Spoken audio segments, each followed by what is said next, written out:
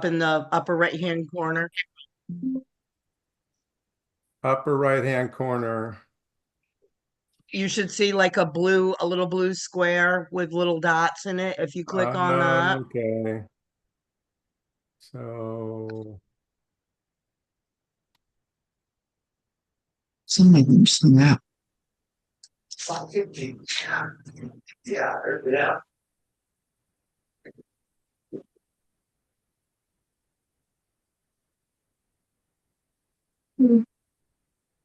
gosh, there's a lot of them.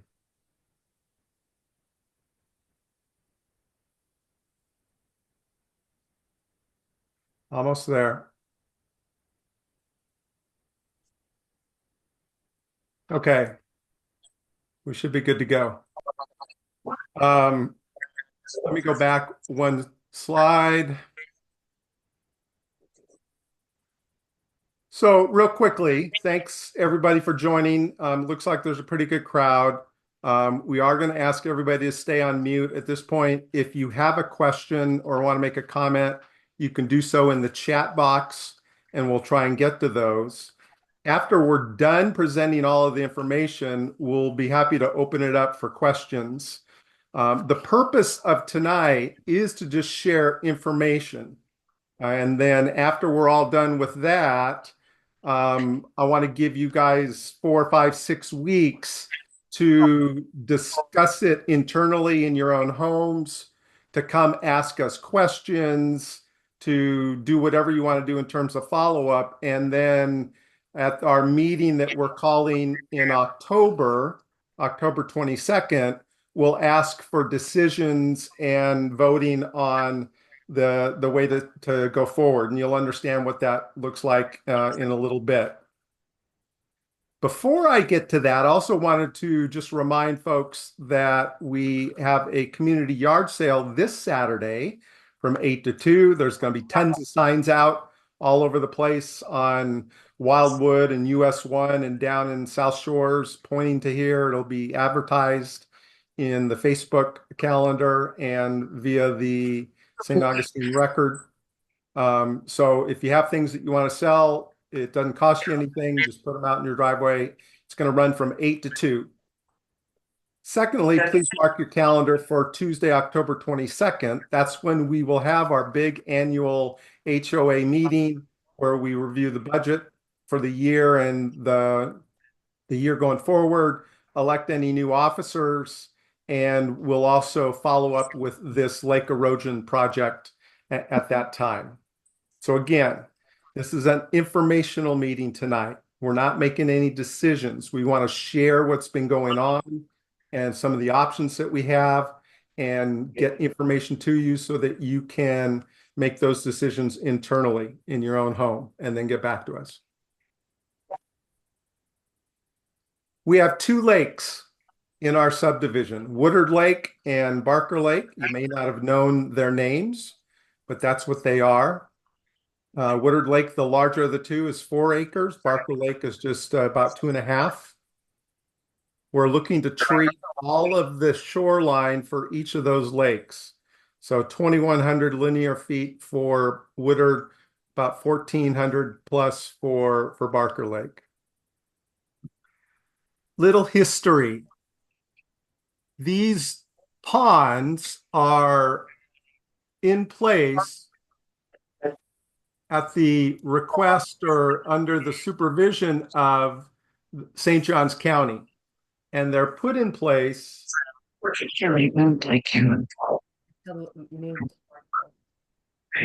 on. Kelvin, can you mute any participant that isn't muted manually? What's the big brand? Itself, the itself. Get the West fingerprints on it. Once your taste are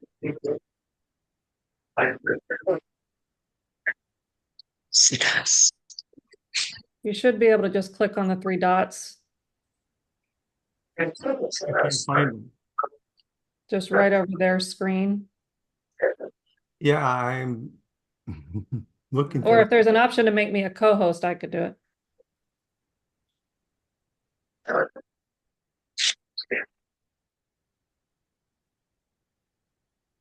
Hold on. There we go. I'm gonna do it this way. Okay, Valerie's unmuted. Okay. Sorry. The two ponds are really there for runoff, and they're part of the permitting process for the county when they approve a subdivision. And in most cases, as is in our case, they are the ownership responsibility of the HOA. So we're responsible for our two lakes. Over the course of the time since this has been a subdivision, somewhere along the line, the proper transferring of the ownership of the lakes to the HOA was not done. I have no idea when that wasn't done. All we know is that a little while ago, we discovered that it was still owned by the county and it needed to be transferred over to the HOA. And so a few years ago, probably around COVID time or even before that, we started the process. And so it's taken a number of the different boards over the last probably 4 or 5 years to get us to this point where we're in a position to actually do something to and with our retention ponds. So I do want to thank Sue and Monica and Maria and Bob and those who have been on the boards the last few years, because everybody has been part of this process of trying to get us to actually own our lakes and have the ability to take care of them. We've contracted with an engineer over the last couple of years to do an analysis of our lakes. And, no surprise, anybody that's looking at the lakes, everybody has talked about it that I've ever chatted with about it. We're well aware that there's some erosion going on. And so they need to be shored up. And at this point, we have decided that the best thing to do is to jump in and do something and stop the erosion of the lakes. We're not necessarily looking to recuperate any of the ground, but we are looking to prevent any future erosion of the lakes.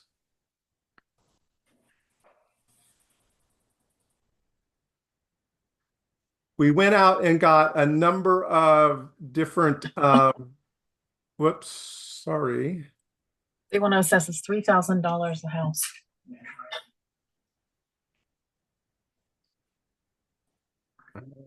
Go back. We went and got a number of bids from reputable companies, and they range everywhere. And you can see in these from 225,000, 224 for First Coast mulch, all the way up to 306 with Solitude. They're all basically doing about the same thing. They're doing what they call a SOC shoreline restoration project. They either lay a tube along the line and sod over it, or they lay a mesh sock and fill it with either sediment that they get from the lake, or they pump in their own sediment, and that's all part of the project cost. They lay it along the shoreline, and then they go back and sod over the top of the sock or the tubes to make it look nice and to prevent or to create somewhat of a slope down to the lake, and that stops the shoreline from eroding. Almost all of the folks say about the identical same thing in terms of the longevity of their systems. They're all very durable. They all have installations that have been in place for 20 or 30 years. They do have 10-year warranties on all of the fabrics that they use. So if for some reason maybe one of the mowers cuts through the fabric, they will come and patch it in, and it's easy to do. They just literally patch it in. And you got to keep in mind that there's sediment and mulch and everything else inside that sock and then sod over it. So over time, the sod and the roots really form a bonded unit that goes around the lake and makes it stronger. We have 74 homes in Deerfield Trace, and we will split up the cost of the project each of the units that you own, 74 lots. Obviously, if you own 2 lots, you pay double. That's the good news, bad news. You have 2 lots. The bad news is you pay double. And if you kind of just look at some of the numbers, what we've gone ahead and done is parse it out. And if you want to go item by item, down here on the bottom, company by company quote, you can see that if you pay a one-time assessment, which is an option for you and get it done with, it falls anywhere between $3,000 and change and $4,000 and change for a one-time assessment. Some of us can't do that, and so the boards have also gone out to ask local banks that deal with HOAs if they could give us basically a mortgage payment where we can pay for this over the course of like 5 years. So you could make monthly payments to the tune of anywhere between $50 to almost $70. Or in some cases, if you need to, they will go even 7 years or 10 years. So we want to give some options for folks. And this is where I wanted to be sure and get the information out to you so that you can digest it, take a look at where or who you think you'd like to use for this project. And then secondly, and probably most importantly, where you'd like to fall in terms of paying. It's an option. We don't expect that everybody is going to pick the same payment plan. So we're able to address if you want to pay one time and get it done with, you can do that. If you want to do a mortgage payment over 5 years or 7 years, we will also take care of that and make it so that it's doable for everybody that is needing to do this. Hang on, we have a question coming in on the chat.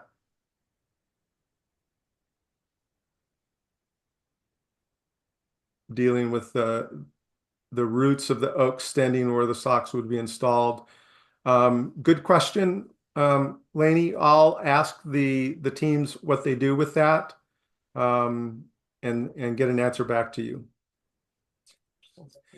Don't the owners have to vote on this? Yes, that's why we're presenting this information.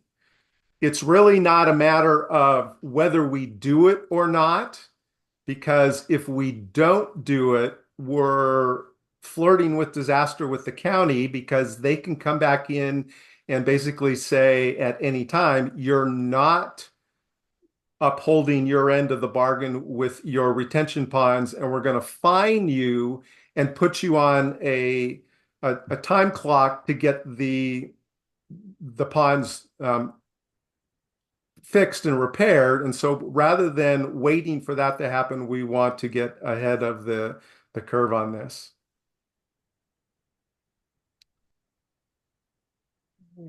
One other question here. Let me read this. Solitude, I've researched their website. They offer vegetative buffers. Plants would keep wind-driven currents from lapping the shore. Was that considered? We're considering the sock system, Lainey. We're not going to plant because we want to be able to shore up. There's places where our bank is literally eroded out from underneath. You can stick your hand underneath the bank. And so we want to get that basically filled in and sod growing over the top of it. So the vegetation that we're going to go with is sod, and that's all included in the projects that we've looked at.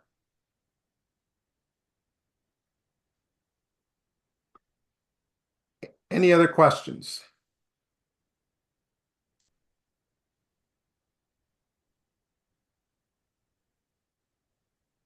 when we have a hurricane that tips trees over, it could uplift the socks. If it fell that way, I'm sure it might.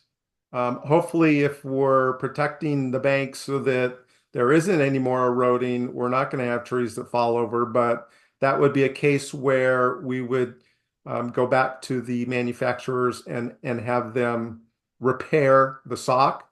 But I'll also ask them that when I have a chance.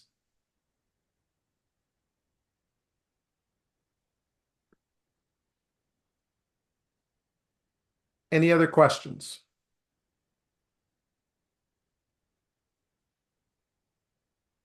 Any comments that people want to put in the chat? Okay. Can we get an insurance policy that covers future erosion? Well, there wouldn't be future erosion with the SOx systems in place. And they're good for 20, 30, 40 years. As I mentioned in the beginning, these folks have installations that they have in place that have held up the test of time for the past 20 or 30 years. And so I certainly don't expect to be here in 30 years if that were to take place.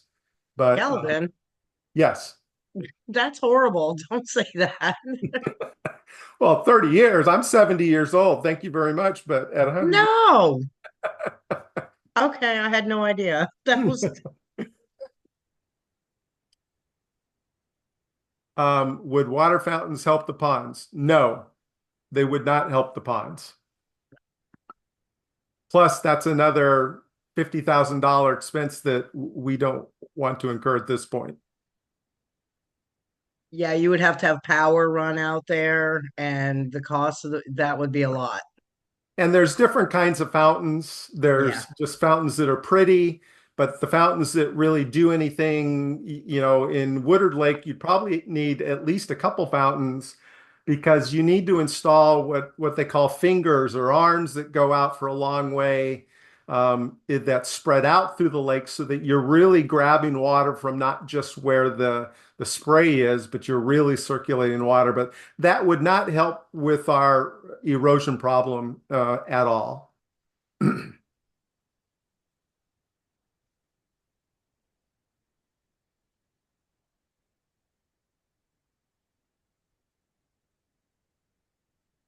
Another question in terms of the insurance, and I'll look into that and just see if people do that. Again, they're pretty adamant that each of these companies with the effectiveness and longevity of their systems. It's a big ticket item. It better last in my estimation. So.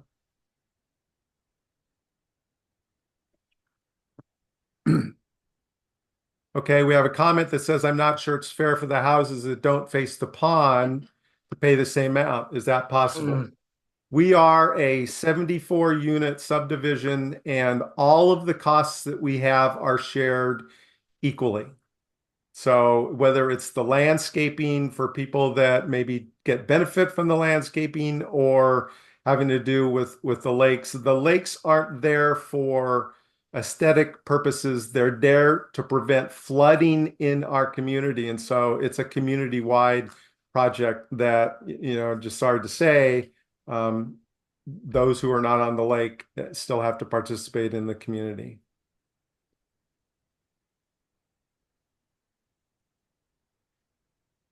I have a question about what about just filling out the washouts with dirt? The dirt will just get washed back into the lake and it'll erode again. You need to do something that prevents any further erosion from happening. If you walk around the lakes, there's some places where it's not too bad.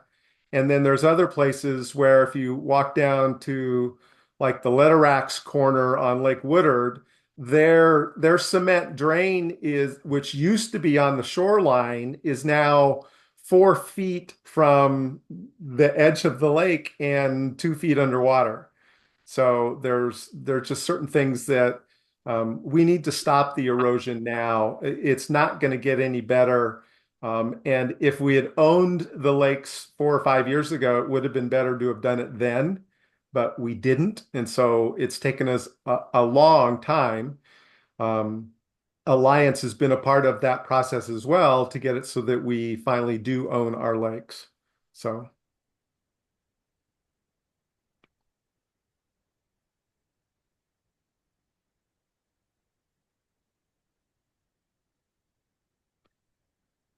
We had a Calvin, question. oh, Yeah, one other question. Does the entire perimeter of Barker Lake need to be done? No, it doesn't. I talked to the different teams about that. The side that doesn't have houses on it, we could let that go. It would still erode, but it's not eroding into anybody's property line. So that is an option. That would save us, depending on who you talk to, between $30,000 and $50,000 off of the total bill. So if that's, knowing that that's an option, if you like that option and say, yeah, forget the backside of Barker Lake that empties out into the community property over there, include that in any comments when you get to the point of voting on, yeah, we want to go with this group, and we want to pay for it this way.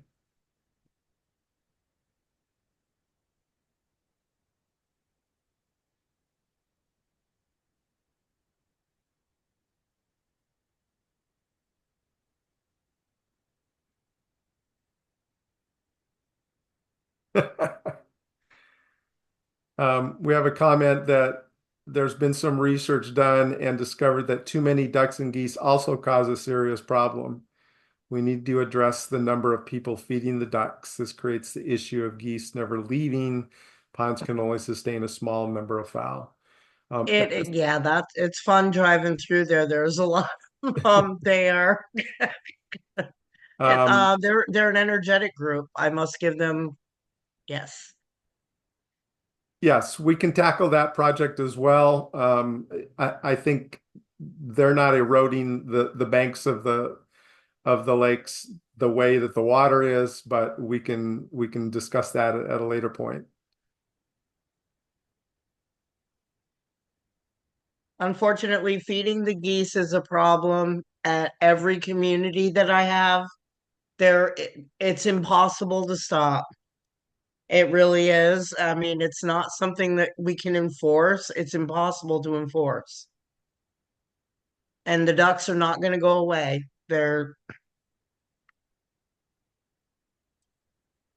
Let your dogs out. Oh, yeah.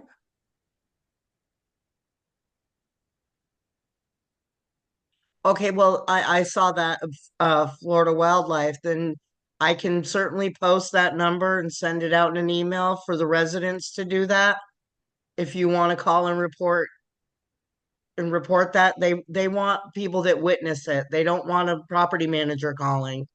Just like if you see an alligator and want it removed, if you call Florida Wildlife, they will give you a permit number, but they will call me to get permission to go on the property.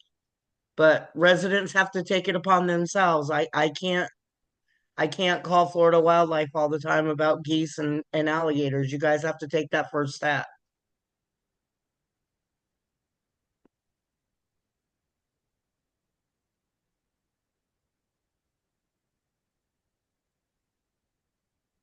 Is it okay if I say something? Sure. I've posted in the, it was sort of touched on briefly, but then hasn't been brought up again. It's been sort of overlooked. So for those that are on phone or that can't see the comments, I did ask about vegetative buffers, and I do know that you said you like the stock all the way around. For the areas that are worse off, can there be a combination of sock and vegetative buffer?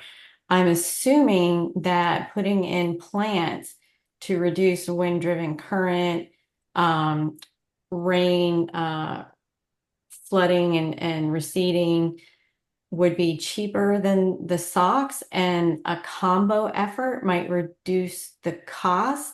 And so you're not addressing that part. You just like want to say the socks is the socks is the socks. But if there was a combo effort that would make it easier for us as a group to swallow, plus there's aesthetic value to putting some native plants around that, might have some foliage that look pretty at the same time as keep the flow of water and wind from lapping up against the shore. And then the socks area would address those parts that have eroded into properties. But if that cuts our costs, then shouldn't it be something if the estimates are free, can't we at least have that as Yes, an and extra Lainey, quote? I did say early on that I would ask the firms about that. Okay, I had not addressed that with them to see if that's even possible and what okay. kind of expense hit it would take. I would So for imagine the that it's going to be more expensive versus less expensive. The way that they do the socks is they have a couple 100 feet long socks and they literally just roll them out around the Mhm. lake and then fill them. So to have to stop the sock and plant vegetation and then start the sock again to them really isn't a benefit from their perspective, but I can certainly ask. Okay, so I'm not 100% sure that that's completely accurate because the charge is based on total linear foot. So if there's a reduction in linear feet, then that should be a reduction in overall cost, and then you throw the cost back in of whatever the plants are. So I would like to have more than one option. Okay. Thank you. I'll ask them what kind of cost factor that throws into the equation.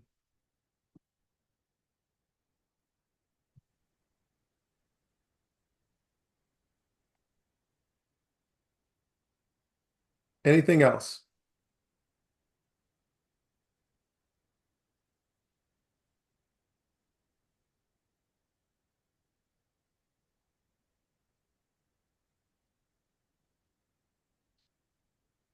Hold on, two questions came in. So as a community, we can ignore part of the lake with no houses, but we all have to pay to protect the yards of those on the lake. Um, we're not paying to protect the yards on around the lakes. That's not the primary concern. It is to maintain the integrity of the ponds because they are flood control and are required.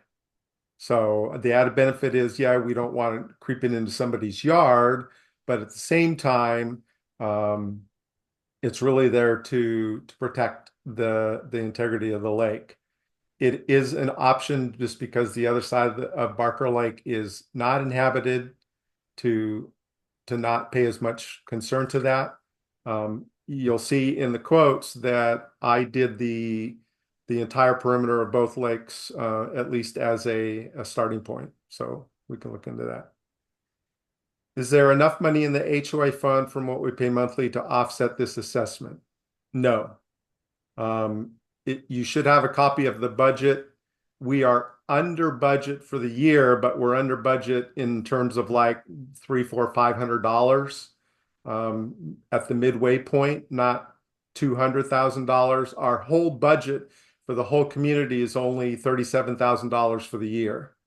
And so we spend pretty much, and that's pretty bare bones for the things that we need to provide. And so there's really no money left over. We do have a reserve fund. There is, and I haven't looked at it lately. The last time I checked, I think it was in the neighborhood of $20,000 to $30,000. I don't know, Tony, if you have a handle on that, being our treasurer, or can look it up. We keep that pot of money available because we also have to maintain the drains that go between the two lakes that help monitor the levels in each of those lakes and as they connect to the pump station as well. And so we keep that money in reserve so that if we ever need to offset the cost of doing something with that, we have that built up. It's not near enough to pay for this whole project. It would maybe be 10%. But then if we used all of that for the lake erosion, we wouldn't have anything in reserve for the drains. And if something were to happen within, you would just get another assessment. I just looked it up, Calvin. You have 59, just over 59,000 in your reserves right Very now. good. We're doing good. Okay. Yeah.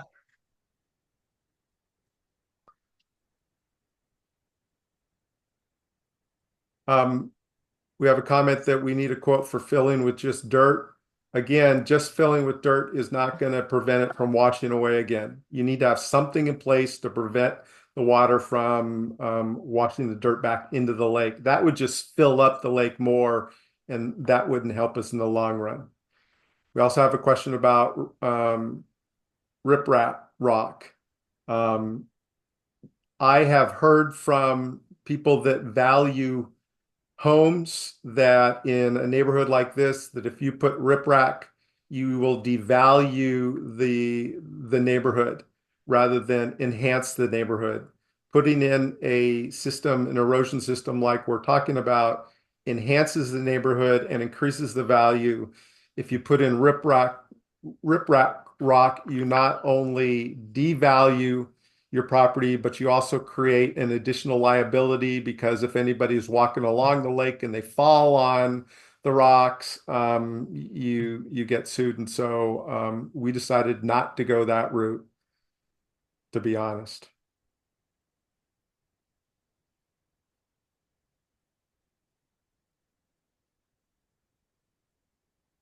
Hang on, somebody says I missed one of their, okay. Can we consider selling the common grounds that we don't use but maintain and use that money for this or other upgrades? No. I don't, I'm not sure how that would work. We would need to consult with the attorney to do that. Each community is required to have a certain amount of green space, and that's our Yeah, required green space. We wouldn't be able to sell it. That's not an no. option. Okay. I like that idea, but Sell it back to the county. Here, you. other than I probably don't want to sell, it would back up onto my backyard. I probably don't want any homes closer if they're going to build homes on the other side of Barker Lake. Hang on.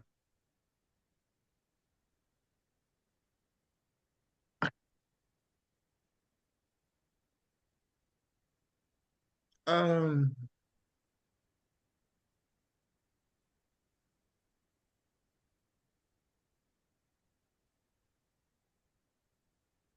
Lainey, your answer is yes. It would get worse if we probably built more.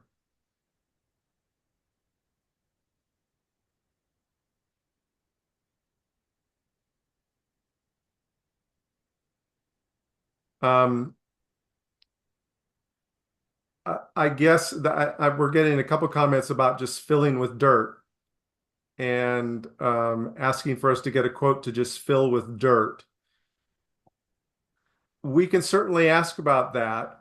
One of the side effects when I looked into riprap rock quotes was there's no easy way to get them around all of the lake.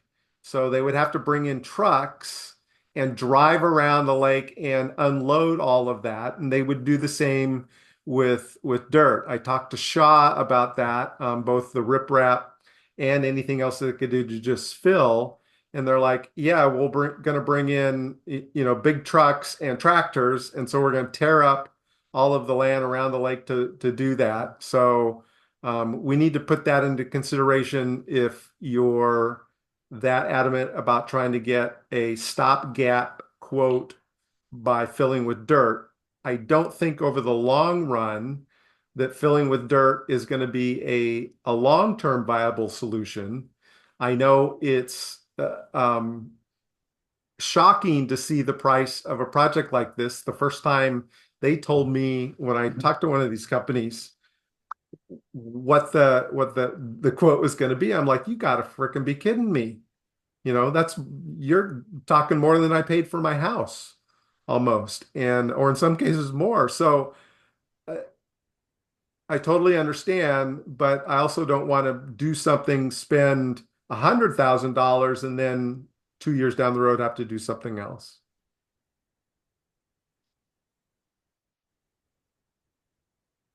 But we can certainly try, and I'll research getting a quote for fill dirt.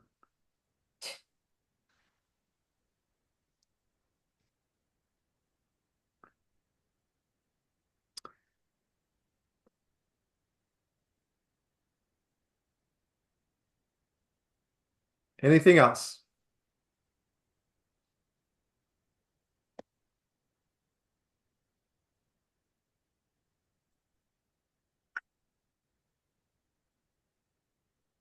Okay. Thank you for your time. I'm going to follow this up. I know we had a lot of people on the meeting, and I appreciate that. I'm going to follow up by sending an email with this presentation and some other suggestions for how to follow up with questions or other options for the project. Again, in terms of a timeline, we'd like to talk about it over the next 4 to 6 weeks, and then when we get together on October 22nd, finalize the decision and put in place the path that we're going to go forward with, and allow you all to plan on how you want to pay for this going forward. So thank you very much. Appreciate your time. Have a good evening. Thank you all.